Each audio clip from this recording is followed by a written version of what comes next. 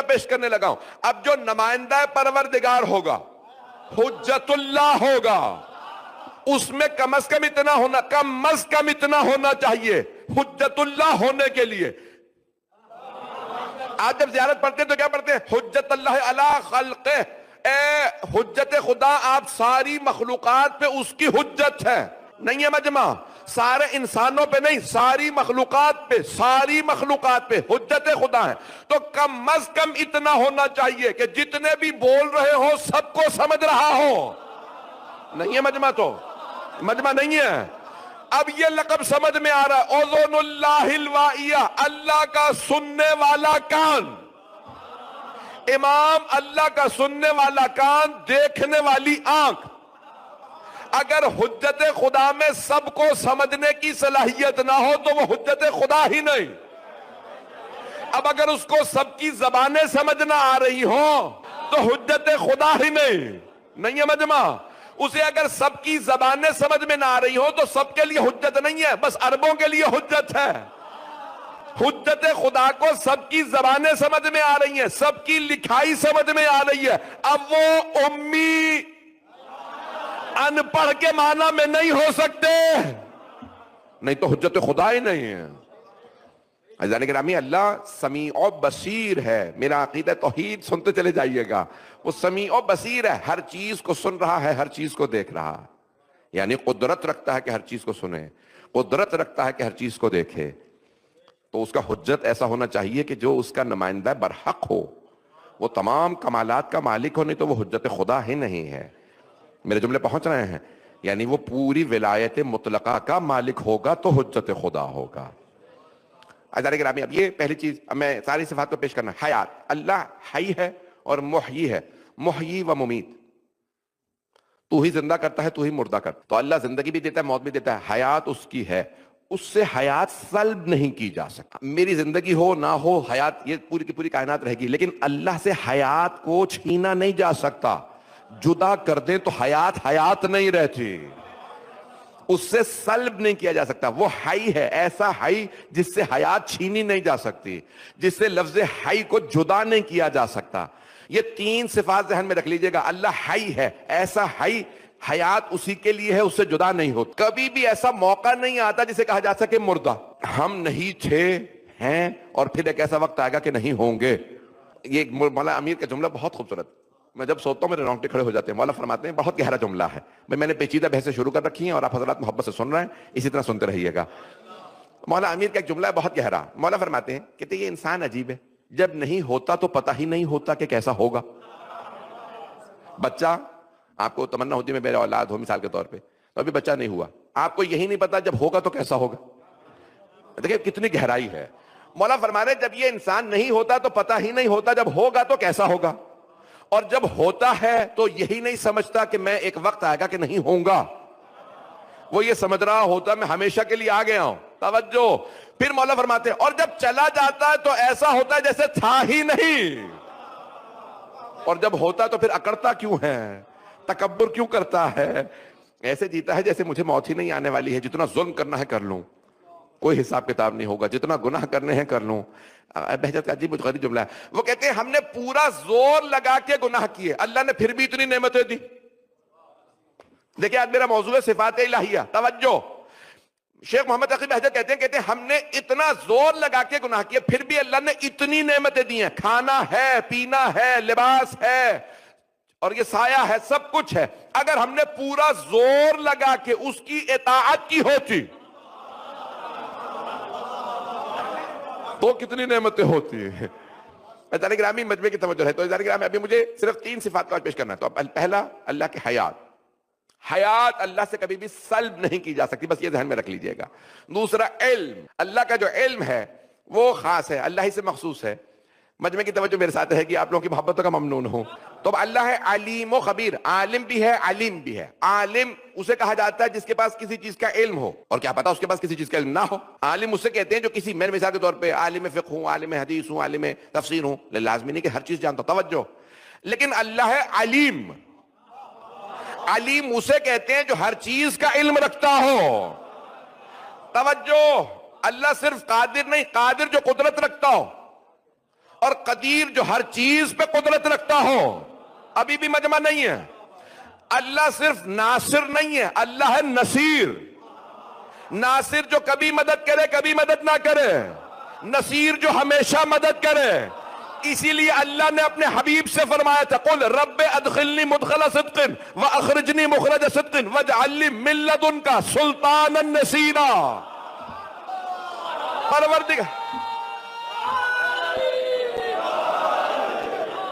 پروردگارہ اپنے پاس سے ایسا مددگار عنایت فرما جو ہمیشہ مدد کرے. اور سب نے لکھا ہے سلطان النصیرہ ہے علی ابن ابی طالب. اسی لیے ہم کہتے ہیں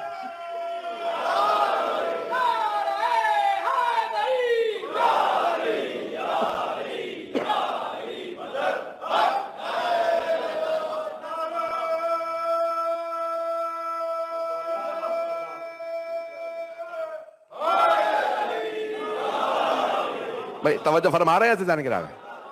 عزیزان گرامی اب یہ میں نے الفاظ بہت جتنا ہو سکتا تھا آسان بنانے کی کوشش کی ہے. تو اللہ علیم ہے، اللہ قدیر ہے، اللہ نصیر ہے. تو اب اگر حجت خدا میں نے آپ کو پہلا دکھا دیا ہے سلطان النصیرہ ہے، جو سلطنت بھی رکھتا ہے اور نصیر بھی ہے. میں ایک اور جملہ کہہ دوں کہ جو حجت خدا ہوتا ہے وہ نصیر ہوتا ہے. جو لوگ پہنچ گئے ان پہ سلام ہے. عزیزان گرامی سارے مجمع کی توجہ رہے. اللہ نے قرآن کریم میں فرمایا نعم المولا و نعم النصیر. کتنا اچھا مولا ہے، کتنا اچھا مددگار. و بئس المولا. کچھ لوگوں کے جو پیشوا ہوتے ہیں بڑے ہی برے ہوتے ہیں. توجہ، کچھ لوگ ایسوں کو مولا بنا لیتے ہیں. پتہ نہیں لوگ ہے یا نہیں ہے. جو پہنچ رہے ہیں ان پہ سلام. اللہ کہہ رہا ہے قرآن کریم نعم المولا و نعم النصیر بئس المولا و بئس المصیر. نہیں ہے مجمع.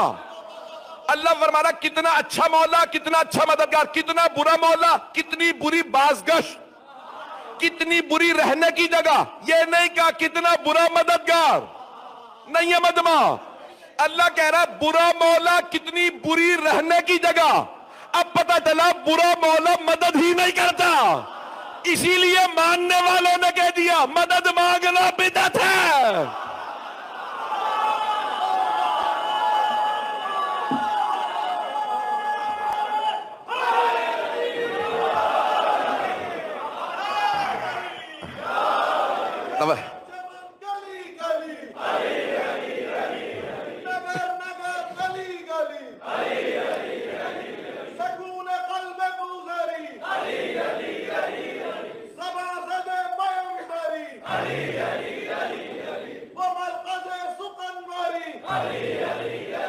سبحان اللہ.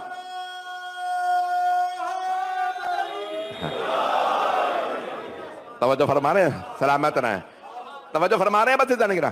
لیکن میں پوری توحید کو پیش کر رہا ہوں. میں نے ایک جملہ پہلے دن کہا تھا یا دوسرے دن کہا تھا وہ توحید جو ولایت سے متصادم ہو، جو ولایت سے ٹکرا رہی ہو، وہ قرآن کی توحید نہیں ہے. وہ ملا کی توحید ہو سکتی ہے، اللہ کی توحید نہیں. گرامی میں نے جو پہلا جملہ پیش کیا ہے کہ یہ صفات اللہ کی یاد رکھ لیجئے گا. حیات، دوسرا علم. اللہ علیم ہے. اب یہاں پوری ایک بحث ہے کہ ان اللہ علی کل شیء قدیر. اس سے پہلے اللہ علیم بذات الصدور ہے، دلوں کے بھید جانتا ہے، ہر چیز کا علم رکھتا ہے. اس کو غور سے سنیے گا. ہمارے بھائیوں سے جو اختلاف ہے اس کو پیش کر رہا ہوں بغیر تعصب کے کہ بھئی ان کے نظریات پیش ہی کیوں کروں. میں ڈروں کیوں کہ اگر جواب نہ آتا ہو تو ڈروں. میں پورا عقیدہ پیش کر رہا ہوں بھائیوں کا. اب وہ کہتے ہیں اللہ ہر چیز پہ علم رکھتا ہے. غور سے سنیے گا. ہمارے بھی بہت سے لوگ کنفیوز ہو کے یہ سوال کر لیتے ہیں کیونکہ بھائیوں سے سنتے رہتے ہیں تو پھر وہ ذہن میں confused.com نہ بنیے کبھی بھی. پتہ نہیں لوگ پہنچ رہے نہیں. تو وہ کہتے ہیں اللہ ہر چیز پہ قدرت یعنی علم رکھتا ہے. اللہ ہر چیز پہ علم رکھتا ہے. تو اللہ کو پہلے سے پتا تھا کہ امام حسین کربلا میں مارے جائیں گے. تو اس کا مطلب ہے امام حسین کی تقدیر میں لکھا ہوا تھا. کچھ لوگ پہنچ گئے ہیں. غور سے سن لیجیے گا بھائیوں کی بحث کو. وہ کہتے ہیں کہ اللہ کا ہر چیز کا پہلے سے علم موجود ہے. تو اب اللہ کو پہلے سے پتا تھا کہ امام حسین کو کربلا میں شہید کیا جائے گا. اس کا مطلب ہے کہ امام حسین کی تقدیر میں لکھا ہوا تھا. یہ کس نے کہا بھی تقدیر میں لکھا ہوا تھا؟ توجہ سے سن لیجیے. تو گرامی اللہ کا کسی چیز پہ علم ہونا اس کا مطلب یہ نہیں ہے کہ اللہ ہمیں اس کام پہ مجبور کر رہا ہے. اگر میں یہ سمجھا لوں تو آج علم کی بحث مکمل ہو گئی, پھر میں علم کی بحث کو نہیں چھیڑوں گا. لیکن اگر یہ آج مکمل نہ کر سکا پھر مجھے دوبارہ سمجھانا پڑے گا. سارا مجمع سن لے اس بات کو. دیکھیں, اللہ کا کسی چیز کے اوپر علم ہونا, مثال کے طور پہ اللہ اپنے حبیب سے کہہ رہا ہے, سارے انبیاء کو بتا رہا ہے, جناب انبیاء علیہ السلام کی انجیل میں ہے, توریت میں ہے کہ واقعہ کربلا ہوگا, تو اللہ پہلے سے جانتا تھا. توجہ, انبیاء کو بتا رہا تھا, تذکرہ موجود تھا, فرات کا تذکرہ ہے, تو وہ کہہ رہے فرات کا تذکرہ ہے, وہاں شہادت ہوگی. رسول اکرم نے بتایا, اتنی احادیث ہیں, ام المومنین کو بتایا, امہات المومنین کو بتایا رضی اللہ عنہن. تو اب پیغمبر پہلے سے جانتے تھے, اللہ پہلے سے جانتا تھا. اس کا مطلب ہے امام حسین کے پہلے سے ہی لکھا ہوا تھا کہ, تو اب اس لیے یزید کو برا کیوں کہیں پہ, یزید کو برا کہیں کیونکہ تو اگر یزید نہ مارتا تو کوئی اور مار دیتا. امام حسین کی تو تقدیر میں تھا. پتہ نہیں میرے جملے پہنچ رہے ہیں نہیں, میرے بات واضح ہو رہی ہے, یہ اعتراض سمجھ میں آ رہا ہے. وہ کہہ رہے ہیں امام حسین کی تو تقدیر میں لکھا تھا انہوں نے شہید ہونا, یزید نہ مارتا تو کوئی اور مار دیتا. تو اس لیے یزید کو برا کہنا نہیں چاہیے. بھائیوں کا پورا یہ میں نے سوال پیش کر دیا, اعتراض پیش کر دیا. اب سن لیجئے, ایک استاد کلاس روم میں کہتا ہے بھئی یہ اتنی بڑی کلاس ہے, 50 بچے میرے پاس پڑھ رہے ہیں, یہ 2 بچے فیل ہو جائیں گے. مقصد یہ ہے کہ یہ 2 بچے پڑھائی نہیں کر رہے, کلاس میں نہیں آ رہے, ہوم ورک کر کے نہیں لاتے, ان کے کرتوت بتا رہے ہیں. کچھ لوگ پہنچ گئے ہیں, ان کے کرتوت بتا رہے ہیں, یہ فیل ہو جائیں گے. یہ نہیں ہے میں زبردستی فیل کر دوں گا. پتہ نہیں لوگ پہنچ رہے ہیں نہیں, میں نے زبردستی لکھ نہیں دیا, یہ فیل ہی ہیں. یہ اور بات ہے, کچھ فیل ہی ہوتے ہیں. پتہ نہیں لوگ پہنچ رہے ہیں نہیں. اب وہ دونوں بچے سن لیں, اچھا استاد کا ہمارے متعلق یہ نظریہ ہے کہ بھئی ہم تو نکمے ہیں, تو اب ہم محنت کریں گے. وہ دونوں محنت شروع کر دیتے ہیں اور ہر روز پڑھنے لگتے ہیں, ہوم ورک کرنے لگتے ہیں, اور دونوں پاس ہو جاتے ہیں. توجہ, اس کا مطلب ہے کہ اگر استاد بتا رہا ہے تو اس لیے نہیں بتا رہا پہلے سے کہ یہ فیل ہی ہو جائیں, اس لیے بتا رہا ہے کہ اگر یہ تبدیلی لا سکتے ہیں تو تبدیلی لے آئے, محنت کر کے پاس ہو جائیں. توجہ, جو پہنچ گئے ان پہ سلام. اللہ اگر بتا رہا تھا یزید مردود حسین ابن علی کو شہید کر دے گا تو اللہ زبردستی نہیں کر رہا تھا, بازو پکڑ کے کربلا نہیں لا رہا تھا. اللہ بتا رہا تھا میرے علم میں ہے, علم خدا میں ہونا جبر نہیں ہے, اللہ مجبور نہیں کر رہا. پتہ نہیں میرے جملے پہنچے یا نہیں پہنچے. اللہ کے علم میں ہونا کسی کو مجبور نہیں کرتا, علم الہی میں ہونے سے کوئی مجبور نہیں بنتا, بلکہ بس بات یہ ہے کہ اللہ کو پتا ہے یہ توبہ کرے گا یا نہیں, یہ قاتل بنے گا یا نہیں. یہ علم الہی میں ہونا کسی کو مجبور نہیں کرتا. میرے جملے پہنچ گئے ہیں. بھائیوں کے ذہن میں یہ بیٹھ گیا کہ نہیں کیونکہ علم الہی میں ہے تو اب اس کا مطلب ہے مجبور ہیں ہم. یہ بات ایسی نہیں ہے. اللہ انبیاء علیہ السلام کو بھیجتا ہے, حضرت نوح کو بھیجتا ہے, کہ کوئی ایمان نہیں لائے گا, تو پھر اللہ جب پہلے سے پتا تو نہ بھیجتا. تو سارے لوگ کہتے ہیں جب تو نے ہادی ہی نہیں بھیجا تو عذاب کیسا, سزا کیسی. اللہ نے کہا تم پہ اتمام حجت کے لیے ہادی برحق بھیج رہا ہوں, اور 1-2 سال نہیں 950 سال تبلیغ کرے گا. اب نہ کہنا جہنم میں کیوں بھیجا. پتہ نہیں جملے پہنچے یا نہیں پہنچے. اللہ جانتا ہے, ہم سب کا جانتا ہے, ہم میں کون کون توبہ کرے گا جنت میں چلا جائے گا. اللہ پہلے ہی دن بناتا, سب کو جنت میں ڈال دیتا. بھئی یہ سارے شیعہ بنیں گے, یہ سارے منکر ولایت علی ہوں گے, تو جو منکر ہے اس کو جہنم میں ڈال دیتا, جو ولایت کا ماننے والا پہلے جنت میں ڈال دیتا. تو سب لوگ کہتے ہیں تو نے موقع ہی نہیں دیا, موقع دیتا تو شاید میں مان لیتا. اللہ نے کہا مسلسل موقع دیتا رہوں گا, غدیر تک موقع دوں گا. اگر پھر بھی کوئی سقیفہ چلا جائے تو خود مجرم ہے. پتہ نہیں میرے جملے پہنچ رہے ہیں یا نہیں. بھئی میرے جملے واضح ہو رہے ہیں. علم الہی میں ہونا جبر نہیں ہے, یہ اللہ کا علم اتنا وسیع ہے کہ وہ جانتا ہے, وہ ہمیں مجبور نہیں کر رہا. میرے جملے پہنچ گئے آپ. عزیزان گرامی, دوسری بحث, تیسری آخری صفت ہے قدیر. اللہ قدیر ہے. تو پہلی جو ہے ہم نے بیان کر دیا حیات, دوسرے علم, تیسری قدرت. اللہ کی حیات, علم اور قدرت. سن لیجئے قدرت کو بھی قدیر. تو اللہ ان اللہ علی کل شیء قدیر, اللہ ہر چیز پہ قدرت رکھتا ہے. اب بہت سے جو شیطانی زبان رکھنے والے ہیں نا, انہوں نے ایک بحث شروع کر دی ہے کہ اللہ اتنا بڑا پتھر بنا سکتا ہے جس کو وہ خود نہ اٹھا سکے. اگر آپ کہتے ہیں ہاں تو کہتے ہیں پھر اس کا مطلب ہے ایک پتھر اللہ نہیں اٹھا سکتا. اور اگر آپ کہتے ہیں نہیں اللہ اتنا بڑا پتھر بنا ہی نہیں سکتا کہ جسے اللہ سبحانہ و تعالیٰ نہ اٹھا سکے, پھر آپ کہہ دیں گے اس کا مطلب ہے اللہ قدیر. یعنی دونوں طرف سے اللہ کی قدرت پہ سوال آ جاتا ہے. توجہ سے سن لیجئے گا جواب کو.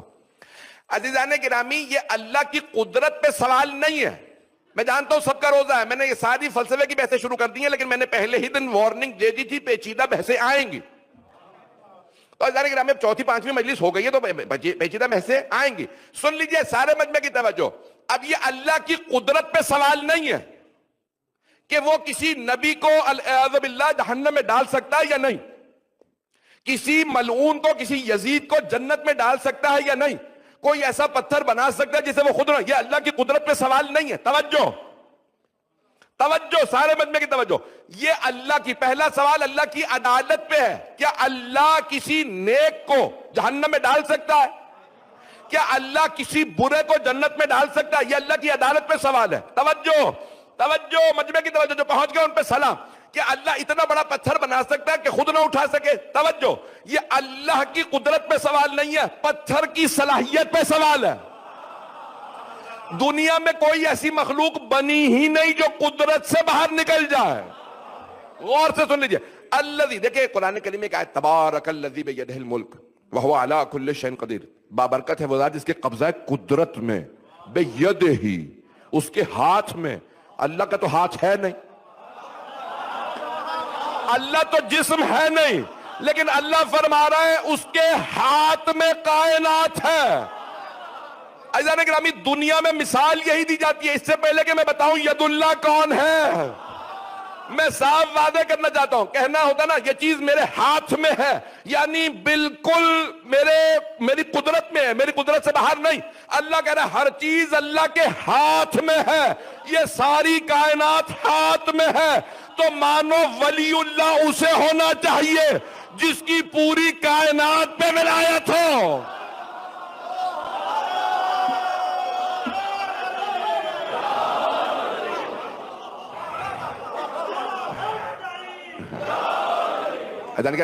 اللہ کی قدرت میں ہر چیز ہے. میں معصوم کا ایک سوال پیش کر دوں اس سے پہلے کہ میں وقت نکل جائے. کسی نے سوال کیا چھٹے امام علیہ السلام سے، یونان کا، اللہم صلی محمد. دو لوگ ہیں، دونوں ایک ہی سوال کیا. ایک یونان کا فلسفی ہے اور دوسرا ایک بدو عرب ہے. دونوں کو سمجھتے ہیں آپ؟ دونوں کے سوالوں کو پیش کروں گا، دونوں جواب پیش کروں گا امام کا، جو امام نے فلسفی کو دیا ہے اور وہ پھر جو ایک بدو عرب کو دیا. سوال ایک ہے کہ مولا کیا اللہ ایک انڈے کو بغیر بڑا کیے ساری دنیا انڈے میں رکھ سکتا ہے؟ یہ وہی سوال ہے، پتھر وہی سوال ہے. تو امام سے سوال کیا کہ مولا کیا پوری دنیا کو بغیر چھوٹا کیے اور انڈے کے چھلکے کو بغیر بڑا کیے اللہ ساری کی ساری دنیا انڈے کے چھلکے میں رکھ سکتا ہے؟ امام نے کہا یہ اللہ کی قدرت پہ سوال نہیں، انڈے کے چھلکے کی صلاحیت پہ. یہ اللہ کی قدرت نہیں ہے، چھلکے میں صلاحیت نہیں ہے کہ وہ پوری کائنات کو لے سکے. دیکھیں اب امام علیہ السلام اس فلسفی کو اس کے حساب سے جواب دے رہے ہیں اور وہ مبہوت ہو کے امام کے قدموں میں بیٹھ گیا. جب آپ اٹھائیں گے نا توحید مفضل مفضل ابن عمر امام کے شاگرد ہیں. یہ مفضل ابن عمر اور امام کے شاگرد ہیں اور ان کی توحید پڑھنے سے تعلق رکھتی ہے. یہ جب یونان کے فلاسفہ امام کی بارگاہ میں آنے لگے تو امام نے سب کو بٹھا کے الگ الگ جواب دیے ہیں اور توحید پوری ثابت کی ہے. میں اس کو آج مکمل کرنا چاہتا تھا آج تاکہ یہ قدرت کی بحث مکمل ہو جائے. عزیزان گرامی، وہاں پہ مثال کے طور پہ ایک آدمی نے سوال کیا، کہا کہ بھئی اللہ سبحانہ و تعالیٰ یہ ساری مخلوقات کا خالق کیسے ہے؟ تو امام نے کہا کیا کرتے ہو تم؟ اپنے شاگردوں کو سکھا رہے ہیں پہلے پیشہ پوچھ لو پھر جواب دو، جیسا علم معیار ویسا. اس نے کہا بھئی میں اب جانوروں کا ڈاکٹر ہوں. اس سے زیادہ میں کوئی اچھا محسن لفظ نہیں مل رہا تھا. تو میں جانوروں کا ڈاکٹر ہوں. اب یہ اس زمانے کا ویٹنرین ہوں. امام نے کہا اچھا پرندوں کو دیکھا؟ ہاں. کہا جتنے بھی پرندے یا جانور بھی بہت سے انڈے دیتے ہیں تو انڈا کھولو گے تو اس میں دو ہی چیزیں نکلتی ہیں، زردی اور سفیدی. سن رہے ہیں سب لوگ؟ اس میں زردی نکلتی ہے اور سفیدی. کہ ہاں بالکل ایسا ہی ہے، چاہے انڈا چھوٹا ہو بڑا ہو ہر انڈے میں زردی اور سفیدی ہوتی ہے. امام نے کہا کبھی ایسا ہوا تم نے دیکھا ہو کہ کتنے رنگ برنگے پرندے؟ کہاں رنگ برنگے پرندے ہیں. امام نے کہا سب کی زبانیں بولیاں الگ الگ ہیں. پرندے کی بولی الگ ہوتی ہے نا، ایک کبوتر الگ، مرغا الگ، چڑیا الگ، کوئل الگ، بیا الگ، سارس الگ، مرغابی الگ، سب کی آوازیں الگ، بولیاں الگ، رنگ الگ. کا دیکھنے میں وہی زردی اور وہی سفیدی ہے. اگر انڈا بدل بھی دو، جس پرندے کا انڈا ہوگا اسی کا بچہ نکلے گا. رنگ بھی وہی ہوں گے جو ماں باپ کے رہے ہوں گے، بولی بھی وہی ہوگی جو ماں باپ کی تھی. کیا کبھی غور کیا جس خدا کو زردی اور سفیدی میں کبھی دھوکہ نہیں ہوتا، اسی زردی سفیدی سے اسی پرندے کے بچے کو پیدا کرتا ہے؟ وہ ڈاکٹر امام کے قدموں میں بیٹھ گیا، کہا آپ بھی ڈاکٹر؟ پتہ نہیں لوگ پہنچ رہے نہیں پہنچ رہے، جو پہنچ گئے اس نے امام کے قدموں میں بیٹھ کے سوال کیا، مجھے یہ بتائیے کیا آپ بھی پرندوں کے ڈاکٹر ہیں؟ امام نے کہا نہیں، میں پرندوں کا ڈاکٹر نہیں ہوں۔ پھر کہا آپ کیا ہیں؟ کہا یہ جتنی مخلوقات سے ہمارے سامنے بنی ہیں۔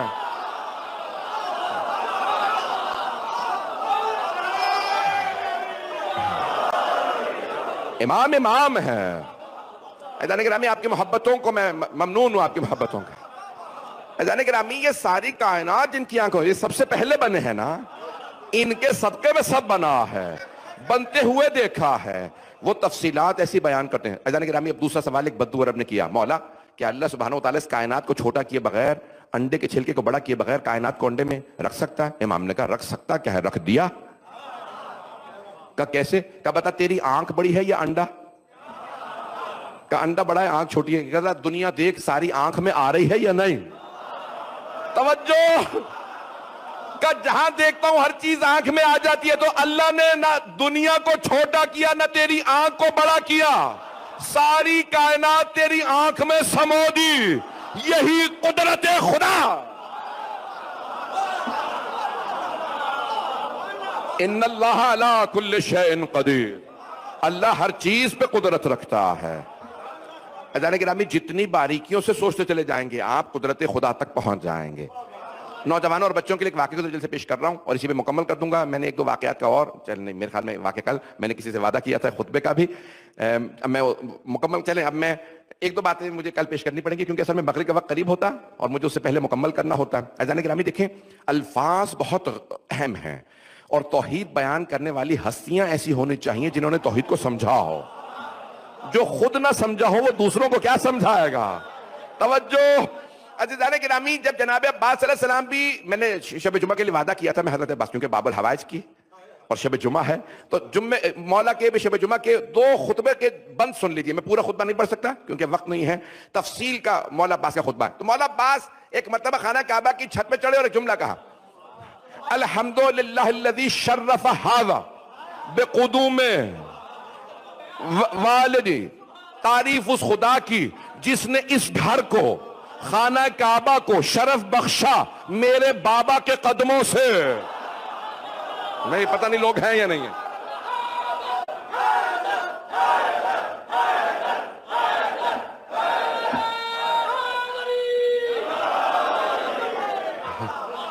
تعریف اس خدا کی، تعریف اس خدا کی جس نے اس کو، خانہ کعبہ کی طرف اشارہ کر کے فرمایا، اس گھر کو شرف بخشا۔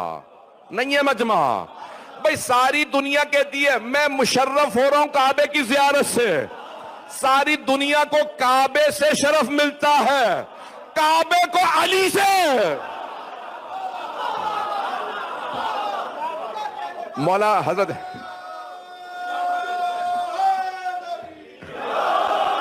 کا تعریف اس خدا،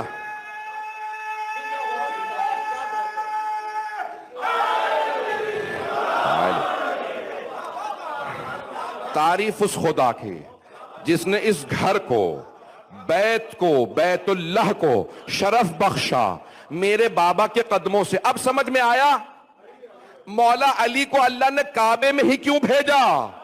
اللہ جانتا تھا یہ جو بت رکھے گئے ہیں شرف کم ہو گیا ہے، شرف بخشنے کے لیے علی کی ضرورت تھی کہ میرے علی کو لے آؤ تاکہ شرف واپس لوٹ آئے۔ بھئی توجہ، شرف لوٹ آئے، شرف علی کے آنے سے آتا ہے۔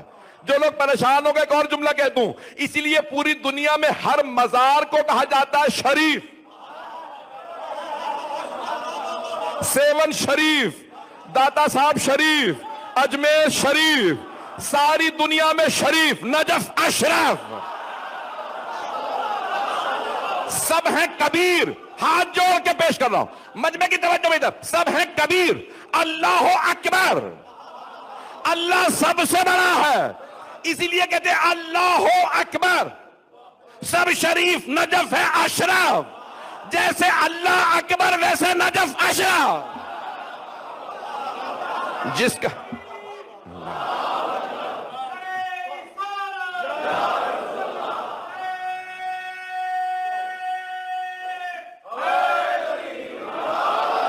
میرے جملے پہنچ رہا ہے. عزیزان گرامی تفصیل کا اگر وقت ہوتا خدا کی قسم اور تفصیل سے بیان کرتا. یہ جناب عباس کے الفاظ کتنے عظیم ہیں. تعریف اس خدا کی جس نے اس گھر کو میرے بابا کے قدموں سے شرف بخشا. میں ایک ہی جملے پہ 5 منٹ سے بول رہا ہوں اور آپ عزیزان گرامی کتنا عظیم جملہ ہے. بلکہ مولا عباس ہی کو حق تھا, یہ مولا عباس علیہ السلام کو حق تھا کہ وہ کہہ دے میرے بابا کے قدموں سے. جہاں علی کے قدم آ جاتے ہیں وہ جگہ بابرکت ہو جاتی ہے, وہ جگہ شرف والی ہو جاتی ہے. تو پھر نجف اشرف کیوں نہ ہو جہاں امیر کا جسد مطہر ہے. تو اسی لیے یہ اشرف ہے. عزیزان گرامی یہ جناب عباس علیہ السلام کی عظمت ہے. میں جو جملے پڑھوں گا مصائب کے چند جملے عزیزان گرامی کہ انہوں نے وہاں پہ جملے کہے تھے, کہا تھا کہ یاد رکھنا اے عرب کے لوگوں, مکے والوں نے ایک بہت بڑا غلطی کی تھی. انہوں نے نبی پہ ڈائریکٹ حملہ کر دیا تھا.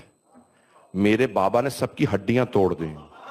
پتہ نہیں جملے پہنچ رہے ہیں, جملے پہنچ گئے شاید. کہاں انہوں نے مکے والوں نے رسول خدا پہ حملہ کیا. کہا جب ان پہ حملہ کیا تو پھر میرے بابا نے سب کی ہڈیاں توڑ دی. توجہ, کہا انہیں حملہ کرنا چاہیے تھا میرے بابا پہ. توجہ, اللہ کئی مرتبہ سلطان النصیرہ بھیجتا ہے. جس نے نبی پہ حملہ کیا علی نے مقابلہ کیا. کہا تم پہچان لو حسین پہ حملہ کرو گے تو میں مقابلے پہ کھڑا رہوں گا جب تک میں ہوں. عباس اب جو بھی مانگے گا وہ آپ کے پاس آئے گا. بھائی ایک جملہ سن لیجئے گا. جناب عباس نے کہا پروردگارہ تیری مصلحتیں تو جانے, لیکن اب میری آخری دعا ضرور قبول کر لے. پروردگارہ اب جو یہ پانی خیمے تک نہ پہنچے تو پھر میرا لاشا بھی خیمے میں نہ جائے. میرے لاشے کو سکینہ سے حیا آئے گی. پروردگارہ میں شرمندہ ہو جاؤں گا, میں پانی کا وعدہ کر کے آیا تھا. اے عباس آپ کی عظمتوں کو سلام. بس بھی جناب عباس کا جیسے مشکیزے پہ سے پانی بہہ گیا نا تو جناب عباس رک گئے. آپ نے اپنی سواری سے کہا رک جا, اب خیموں میں واپس نہ جانا. دیکھ سکے تو سب میری طرف دیکھ لیجئے گا. آخری جملہ پڑھ رہا ہوں. ہرملہ ملعون سے پوچھا تھا بتا تیرے پاس کتنے تیر تھے. اس نے بتایا اتنے تیر تھے, میں نے ایک ایک تیر نشانے پہ لگایا. پوچھا بتا تیرا پہلا تیر کا میں نے عباس کے مشکیزے میں مارا تھا. کہا دوسرا تیر کا میں نے عباس کی آنکھ میں مارا تھا. میں نے پڑھ دیا, آپ نے سن لیا. اس سے پوچھا بتا اگلا تیر کا میں نے علی اصغر کے کان میں مارا تھا.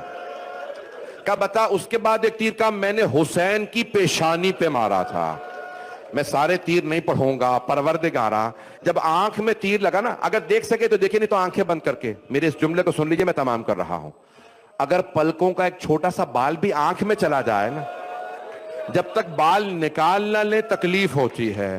اور اگر آنکھ میں تیر لگا ہو, جب تک تیر نہ نکالیں تب تک آنکھ میں تکلیف ہوتی ہے.